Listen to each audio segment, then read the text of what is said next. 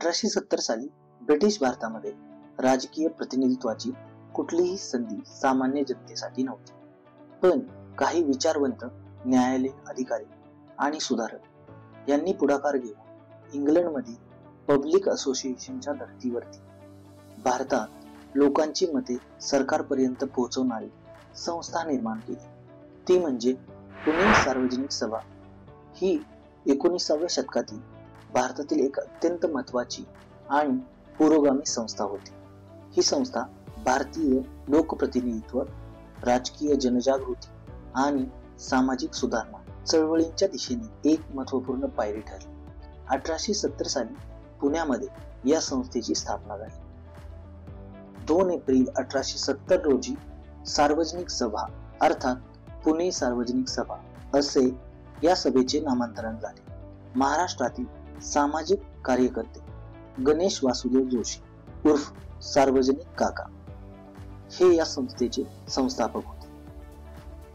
मुंबई प्रांतातील सनदशीररित्या चळवळ करणारी ही पहिली संघटना होती. सार्वजनिक काका यांच्या बरोबरच सदाशिव गोवंडे, शिवराम साठे व शांताराम चिपळूणकर यांनी ही सभा उभारण्यात महत्वाची भूमिका बजावली. या सभेचे सभासदत्व प्राप्त करण्यासाठी प्रत्येक व्यक्तीला किमान 50 प्रौढ व्यक्तींचा लेखी पाठिंबा असणे आवश्यक होते. कारण सभासद या 50 व्यक्तींचे प्रतिनिधित्व करेल व त्या माध्यमातून सभा जनतेचे प्रतिनिधित्व करेल ही पुणे सार्वजनिक सभेची संकल्पना होती. या सभेचे पहिले अध्यक्षपद औंध संस्थानाधिपती श्रीनिवासराव पंत प्रतिनिधी यांनी भूषवले. या सभेच्या कार्यकारी मंडळामध्ये सर्व धर्माचे लोक होते. सभेचे सर्व निर्णय बहुमताने होत. सदस्यत्वासाठी प्रतिज्ञापत्र व शपथ आवश्यक असे. सभेने दिलेली कामे भेदभाव न करता निस्पृहपणे करीन अशी शपथ घ्यावी लागली. पुन्हा सार्वजनिक सभेचे उद्देश ब्रिटिश सरकारकडे भारतीय जनतेच्या मागण्या मांडणे, लोकांचे प्रश्न शासनापर्यंत पोहोचवणे, सामाजिक आणि राजकीय सुधारणांची चळवळ चालवणे व भारतीय लोकांना संघटित करून राजकीय जागृती निर्माण करणे प्रमुख उद्देश होते. या सभेची कार्य ब्रिटिश सरकारकडे अर्ज सादर करणे, त्यामध्ये शेतकऱ्याची स्थिती, कर प्रणाली, न्याय संस्था याबाबतचे अर्ज केले जात असत.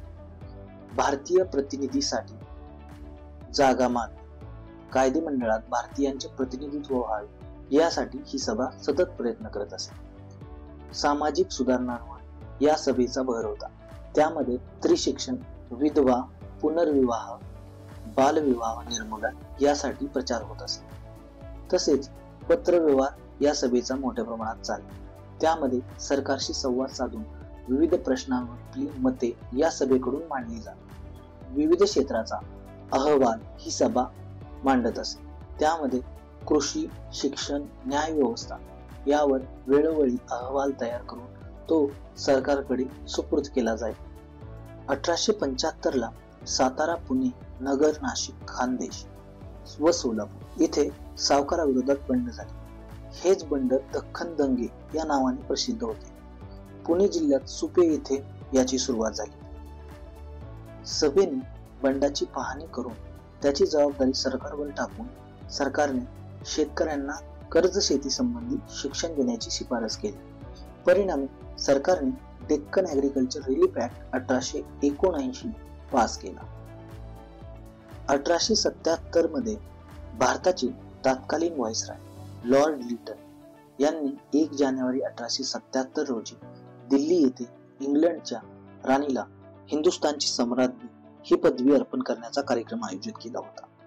सभेने सार्वजनिक काका यांना आपला प्रतिनिधी म्हणून पाठवले व सभेच्या वतीने एक मानपत्र राणीला अर्पण केले. 1875 मध्ये बडोद्याचे मल्हारराव गायकवाड यांच्यावर विष प्रयोगाचा आरोप झाला. तेव्हा सभेने त्यांना कायदेशीर व आर्थिक सहाय्य करण्यासाठी चळवळ उभी केली. पुणे सार्वजनिक सभेच्या संपूर्ण महाराष्ट्रामध्ये शाखा स्थापन झाल्या होत्या. त्यामध्ये वाई, सातारा, कराड, भिवंडी, नाशिक, अहमदनगर, सोलापूर, भुसावळ अशा बऱ्याच शहरांमध्ये त्यांनी आपल्या शाखा निर्माण केल्या होत्या. पुणे सार्वजनिक सभेच्या मागण्या. यामध्ये दारू गुत्ते कमी करणे, कायदा मसुदे मराठीमध्ये उपलब्ध करणे, मुंबई हायकोर्टामध्ये किमान एक न्यायाधीश नेमणे, रेल्वे प्रवासी मागण्यांकडे लक्ष देणे, लोकनियुक्त प्रतिनिधी निवडणे, पुण्याच्या प्रश्नांसाठी पालिकेकडे अर्ज करणे अशी वेगवेगळ्या मागण्या या सभेद्वारे केल्या. पुणे सार्वजनिक सभेचे महत्व. भारतीय राष्ट्रीय काँग्रेसच्या स्थापनेपूर्वी अस्तित्वात होते. काँग्रेसच्या स्थापनेला आधारभूत संस्था म्हणून या संस्थेला ओळखले जाते. लोकशाही मूल्याची पेरणी करण्याचे कार्य या संस्थेने केले. समाज सुधारणाची बीजे या सभेने रोवली. ब्रिटिश सरकारला भारतीयांच्या मताशी परिचित करून देण्याचे कार्य या सभेने केले. या सभेचे सभासद. यामध्ये महादेव गोविंद रानडे, गणेश वासुदेव जोशी म्हणजे सार्वजनिक काका, जगन्नाथ शंकर सेठ, बाळ गंगाधर टिळक, गोपाळ कृष्ण गोखले अशा विविध प्रभावशाली व्यक्तींनी या सभेमध्ये कार्य केले.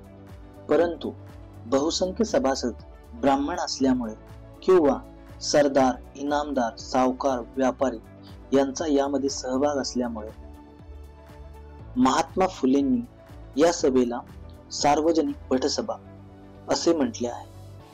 त्यामुळेच कृष्णराव भालेकर यांनी दीनबंधू सार्वजनिक सभेची स्थापना केली. ॲलन हुम यांनी राष्ट्रीय सभेच्या पहिल्या अधिवेशनाची जबाबदारी सार्वजनिक सभेवर टाकलेली पाहायला मिळते, जी पुण्यामध्ये होणार होती. 1900 नंतर काँग्रेस अधिक सक्रिय झाली आणि पुणे सार्वजनिक सभेचे महत्व थोडेसे कमी झाले.